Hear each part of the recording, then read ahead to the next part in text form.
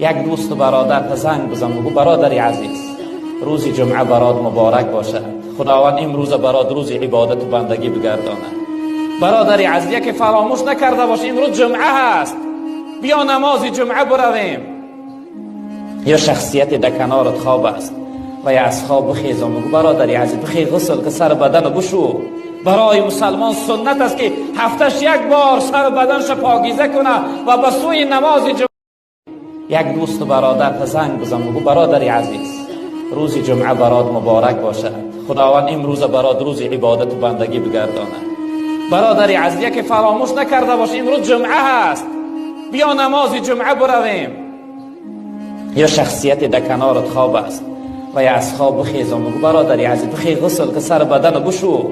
برای مسلمان سنت است که هفتش یک بار سر بدنش پاکیزه کنه و به سوی نماز